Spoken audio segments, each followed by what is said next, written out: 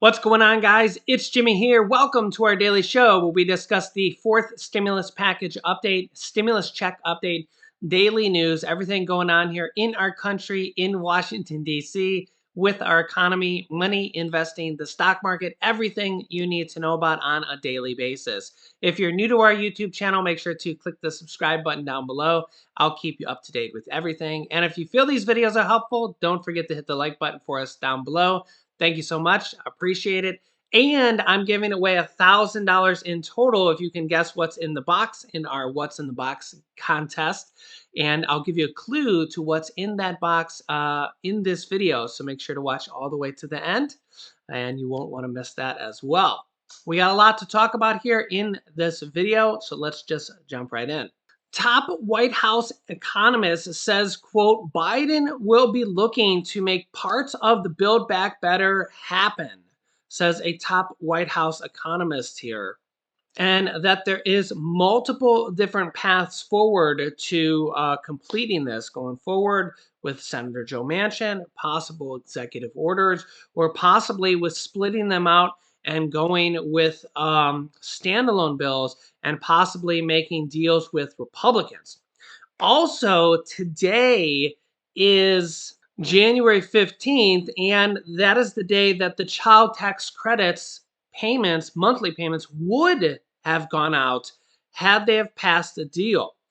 The monthly payments normally go out on the 15th of the month, but there will not be a child tax credit payment today to more than 30 million families. It's actually almost 40 million families, and that's about 60 million children.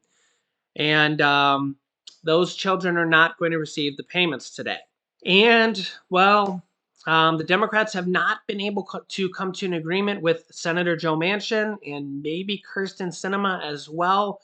Joe Manchin has said that he does support the child tax credits, but he often changes his mind on a day-to-day basis. He said he wants a work requirement with the child tax credits and has also said he wants an income threshold of potentially $60,000 for a family, which would be for a mother and a father combined.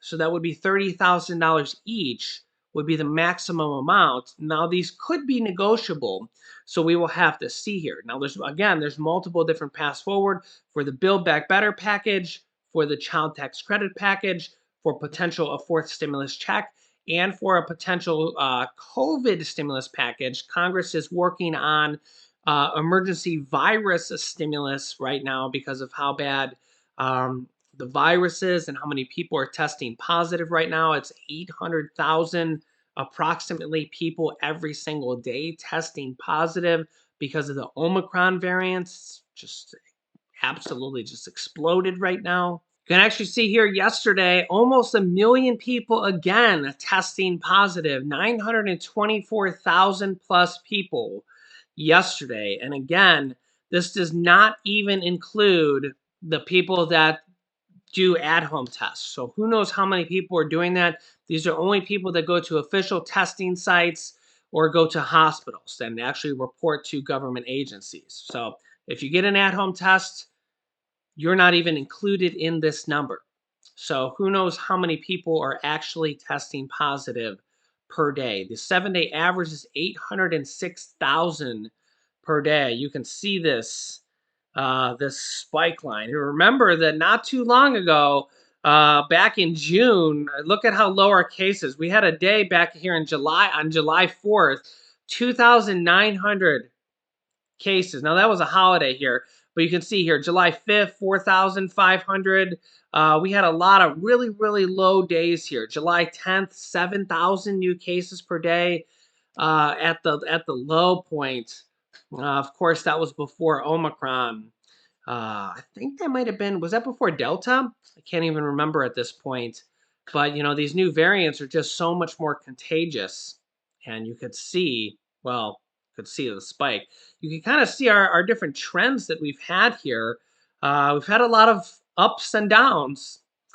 And, you know, this is kind of, when you deal with a virus, it's you know, we're trying our best.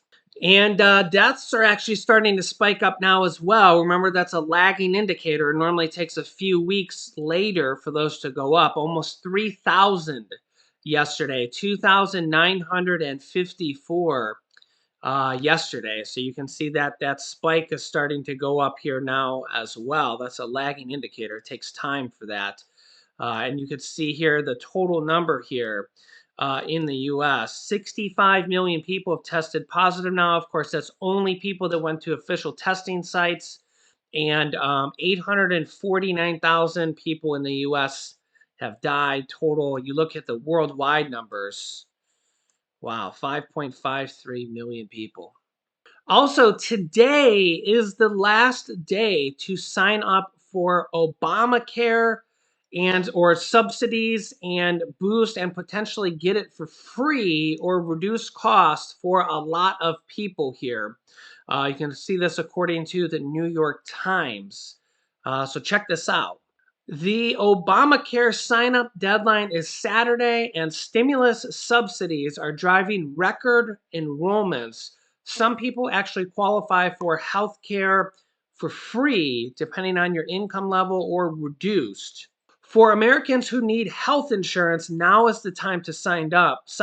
The end of the 2022 open enrollment period for Obamacare marketplaces in most states is Saturday. So far, a record 14.2 million Americans have enrolled in marketplace coverage for this year, according to the Centers for Medicare and Medicaid Services. New subsidies created by Congress as part of last year's stimulus bill have temporarily lowered premiums for nearly everyone who buys their own insurance. This is one of the kind of stimulus subsidies that were created in one of the last stimulus packages. And the Biden administration has made substantial investments in advertisements for the program and in professionals who can help select an appropriate plan. Insurance subsidies are calculated on a sliding scale according to income. For Americans close to the poverty line, generous insurance is available for no premium at all. For the first time, Americans with incomes more than 4 times the poverty line, around $100,000 for a family of 4, can qualify for subsidies if their insurance premium would cost more than 8.5% of their income. Those changes mean that even people who have been unable to find affordable options in the past may benefit from reviewing the options at this time. To select a plan, the good first stop is the website healthcare.gov, which serves the 33 state marketplaces managed by the federal government. If you live in the District of Columbia or one of the 17 states that run their own insurance markets, you will be referred to a state website. So again, the website is healthcare.gov. Today is the last day, Saturday.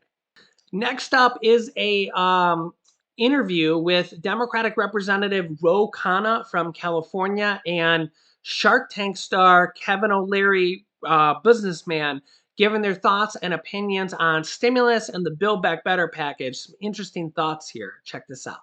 Ro, inflation takes a while to conjure up. I mean, it's taken years and years and years since Volcker.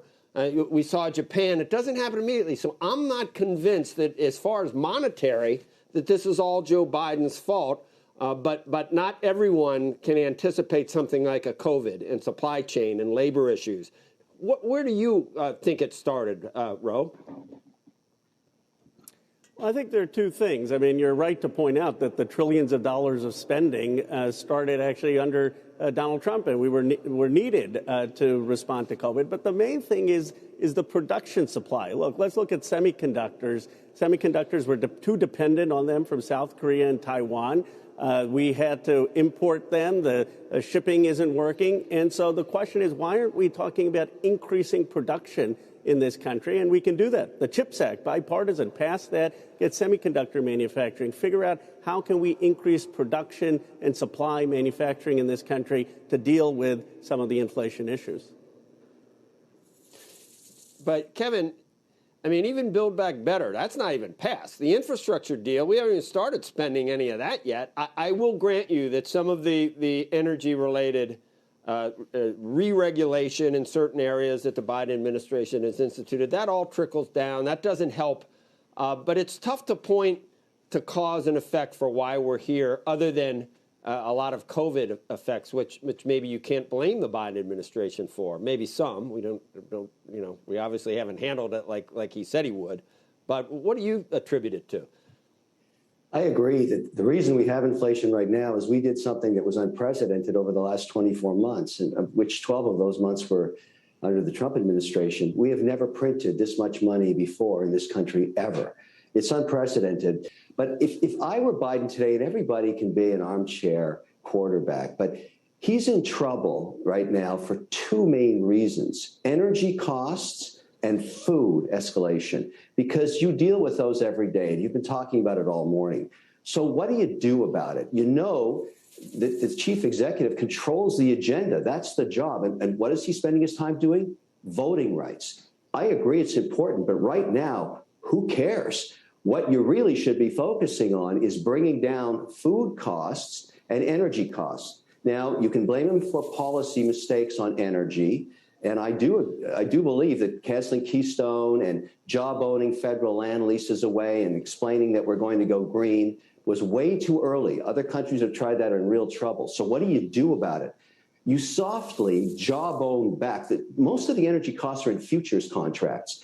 If all of a sudden the president's more accommodative on solving this energy problem, prices will drop. You do not want to see $100 a barrel oil. And the reason I'm invested recently in Chevron and Schlumberger, but when I heard Biden's first speech, I got out of those stocks. I'm back in them now because energy prices are only going up because of his policy. So you've got to start talking that down. But on food, the problem is logistics.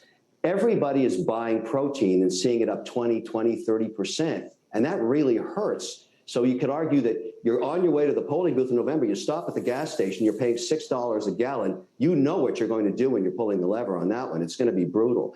But food is about logistics. What do we have in this country that provides the best logistics? The National Guard. They have the trucks we don't have. So get to work. Tell the American people, I'm going to solve this for you right now. I'm going to solve energy for you by job owning down those prices, by explaining the policy is going to be more accommodative. Prices will drop. And on food, you get to the ports, because right now here in South Florida, right here in Miami Beach, I can't buy ham. There is no ham because there's no truck driver to ship it from the slaughterhouse to the grocery store. I've never seen anything like this before. We've got to get the National Guard. Call it what it is. It's an emergency. Best logistics are those generals that know how to drive those trucks from LA to the distribution centers, and you focus on food and energy.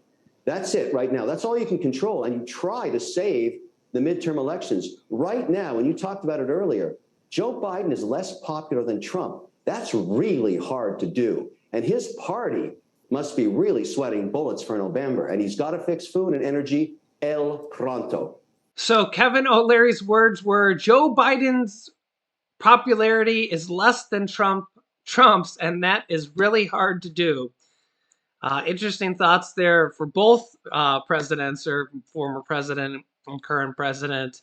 Let me know your thoughts there. And he says that he can't even buy ham where he is because of the supply chain shortages. Let me know your thoughts there. Are you seeing that? I know we've had a lot of people say that they are seeing shortages and bare shelves where they are. We're also seeing this here, that a massive winter storm coming through could keep grocery shelves empty even longer. Yeah, this is going to be coming through here. A significant winter storm headed towards the Midwest, South, and East Coast over the long holiday weekend is poised to deliver another blow over grocery sellers struggling to keep enough supplies over everyday essentials, milk, juice, produce, soups, and meats in stock. And yeah, Martin Luther King is on this upcoming Monday. So, yeah, so I guess that's holiday weekend. But yeah, we're actually supposed to get some snow here in Ohio. So yeah, fingers crossed. We're supposed to get a lot of inches here. So it'll be interesting to see here how much snow we get. We've actually had a pretty good winter here where we haven't got a lot of snow. Um, but this is supposed to be a pretty bad storm. So we'll have to see here. Supply chain and all that stuff here. Yeah, you heard Kevin O'Leary's thoughts. It has been very interesting, and I definitely do see a lot of shelves bare. And I know a lot of people say they go to the grocery store and there's just aisles where they're just half empty and stuff. Yeah, let me know your thoughts here. All right, let's do the next clue to our What's in the Box giveaway. Let me get it ready here. Okay, so I'm giving away another $1,000 in total to our viewers here. So if you can guess what's in that box, you could win $100 directly from me. I'm giving away $100 to 10 people for a total of $1,000 here. So if you can guess what's in the box correctly, you are entered into the pool of people that have guessed correctly. And from there, we will have randomly picked 10 people for $100 each, a total of $1,000. We just gave away $2,000 before Christmas. I don't even know how many times we've done this, but we've given away a lot of money here. We're going to continue to do this again, and better stay tuned because we're just going to keep on doing this here. So this will be clue number 6. Clue number 6. If you want to see any of the past clues, if you're missing any of them, just go to my YouTube channel. After this, just click my name down below. It's Jimmy, or just go to my YouTube channel. Just search It's Jimmy, go to the YouTube channel, and just watch the previous videos before this. And I'll link you to a couple of the previous videos at the end of this here, so you can kind of see a couple of the previous videos here. That's how you can see the previous clues. Okay, so clue number 6 is the item in the box belonged to a person that I find very inspiring. Okay? The item in the box belonged to a person I find very inspiring. Okay, all you have to do to guess is just comment down below. You can guess as many times as you like. There's no limit. You can guess right now. You don't have to wait till the end. You can guess as many times as you like. One more time, this is clue number 6. The item in the box belonged to a person I find very inspiring. So, if you think you know what's in the box, comment down below. Does this change what you thought? Does this solidify what you thought? Let me know. Remember to subscribe to our YouTube channel. Just click the subscribe button. It's completely free to do so you don't miss out on new videos. New videos come out here every day at 10 a.m., 3 p.m., and 8 p.m. Eastern Standard Time. I'll keep you up to date with everything going on here in our country, in Washington, D.C., and with stimulus, state stimulus, Build Back Better, emergency virus stimulus, student loan forgiveness, Social Security raise, everything going on here that you need to know about. You can click here to watch our most recent video with clue number 5. And that also has information about millions of people that are getting new payments, larger payments. Pretty cool there. And this has clue number 4 in it. So click on one of those videos next. Thanks, guys, and I will see you in the next video.